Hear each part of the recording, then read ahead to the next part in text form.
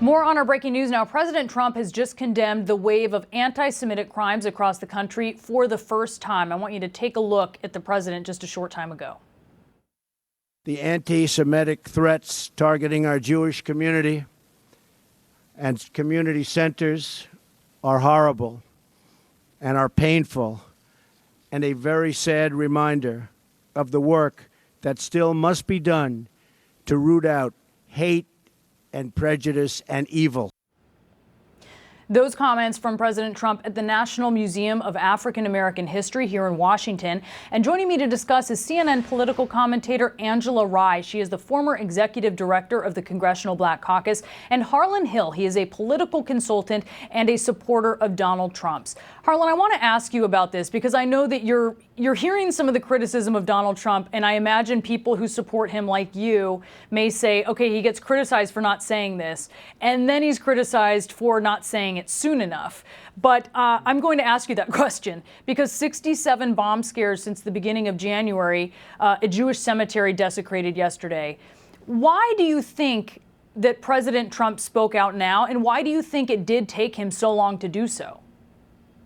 Well, look, he did the right thing. He's spoken very clearly on this in the past. He's acknowledged that his own daughter is Jewish, his grandchildren are Jewish, that this is something near and dear to him. You know, people can say that he didn't act quick enough to condemn these specific attacks, but in terms of the rise of anti-Semitism, he's been very clear in terms of pushing that to the side and saying that it's totally unacceptable in modern America. But so, I mean, it's a question of timing, but...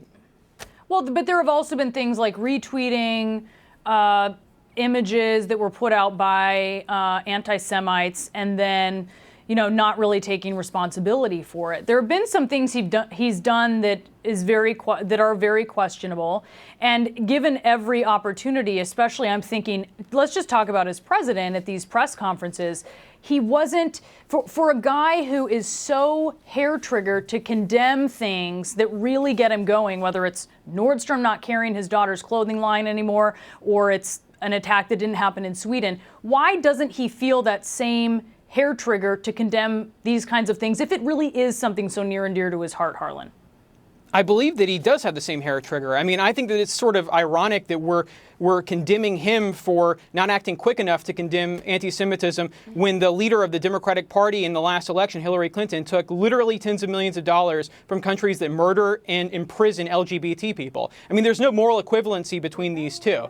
So, you know, I believe very, very firmly that, you know, he's on the right side of history on this. He's condemned anti-Semitism repeatedly. He came out today and spoke even clearer in terms of his condemnation. And I don't know what else we want from him. Angela, does Donald Trump get credit for speaking in more clear terms, which I think is undeniable? When you read that statement today, that could have been any president. Does he get credit for that? Sure, he gets credit, but of course, Brianna, to your point, it is too little too late. And what I mean by too little is that it is for one targeted community. We know there's been a rise of hate incidents since this man took office. We know that Donald Trump refused throughout the campaign to condemn hateful rhetoric against black people, against brown people. In fact, he used terms to incite violence against these communities.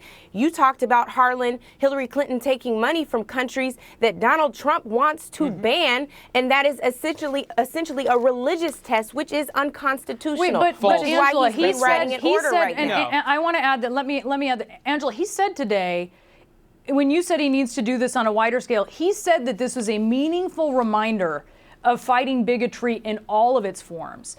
I mean, that is exactly the language that you say you want from President Trump. No, it is some of the language that I say that I want, but what means more than his words at the National Museum for African American History and Culture, Brianna, are his actions. And unfortunately, the executive orders that he signed so far and the ones he says that he intends to sign fly in the face of the bigotry that he says he wants to fight against. In fact, he is acting like the bigot he says he wants to fight against. Oh my God, that is absolutely outrageous. It is absolutely outrageous. True.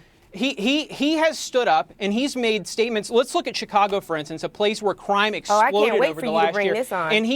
And he had the guts to stand up and say that, look, if Rahm Emanuel doesn't fix this problem, if he doesn't go and fix the communities that are broken in Chicago, that are riddled with violence, then he's going to do it. He has been very clear in terms of his condemnation for, the countries that treat LGBT people and treat women horribly in the Middle East. He's been very clear on these issues where Democrats have not. In fact, as I mentioned, Hillary Clinton took $5 to $10 million from Kuwait. She took money from Iran. She took money from the Saudis. You are all the way. You're campaigning, dude. We're in February. I just want to say, Sorry, I want to talk. I hear what you're saying, Harlan, and there was some criticism. But I want to talk about President Trump because he is the president. So, Harlan, to that point, continue. Yeah, look, in terms of President Trump, I think that he was very clear in terms of his address or his press conference with Bibi Netanyahu that he stands with Israel, that he stands against anti-Semitism. He had a glowing endorsement from Bibi Netanyahu saying that there was no greater defender of the people of Israel than Donald Trump. So I don't know what else we want from this guy. I mean, Harlan, he told a Jewish reporter to sit down, a Jewish reporter who actually had goodwill towards him when he asked about anti-Semitism. I believe I watched that live. I think that Donald Trump misheard the question. I thought that Donald Trump interpreted that as an attack on him, as accusing him of anti-Semitism instead of asking about a wave of anti-Semitism across the country. I believe that Donald Trump earnestly misheard that question. Why wouldn't he say, I'm not an anti-Semite, instead of telling the guy to sit down then, if that's what you honestly believe? But I'm going to tell you what. He did say that. This administration, Brianna, from the campaign to now, mishears more Harlan, things. I did watch it, and that's not what he said. He said there will be a lot of love, but he didn't say, he did not disavow it in clear language. Like, and I'm going to leave it there. Just to be clear, did he agree with that sentiment? No, but he did not disavow it in clear terms like you are describing right now. This is slanderous. Same thing that happened with David Duke. We're making a baseless accusation. We're making a baseless accusation against the President of the United States, accusing him of being anti-Semitic when his grandchildren are That's not what happened. Are you kidding me? No, that is what Harlan, I just need to jump in here. Harlan, no, that is not what we are doing. We are talking about his language condemning anti-Semitism. That doesn't necessarily mean that we are accusing him of being anti-Semitic. I just want to be clear about that. But inherent in that, if you're saying that he doesn't very clearly condemn anti-Semitism, then you must be saying that that's a tacit endorsement of anti-Semitism. Well, you may be inferring that, but that's not what I'm saying, Harlan. And that's not what I'm saying. What I'm saying is that this is the first time that he's been clear in standing in opposition to it. He has not stood in opposition to discrimination, to targeted attacks on any other community, Harlan. That's what I'm saying. I'm not going to speak on behalf of Brianna. She asked you a question. But I'm telling you very firmly that this is the same president who has not taken time to disavow bigotry. And I said in many ways, he is that bigot. That is what I said. And I am not backing down. Well, how about let's look at the last president, President Barack Obama, that negotiated a deal that allowed the nuclear proliferation to take place in Iran, and which poses an existential threat to Israel. If President Barack Obama is an anti-Semitic, I'm not accusing him of being that. He certainly was anti-Israel. And so why weren't we asking these same questions about Barack Obama? I mean, I don't understand why there's a double standard here. Because it's Donald Trump's administration, Harlan. Get out of the time warp, dude.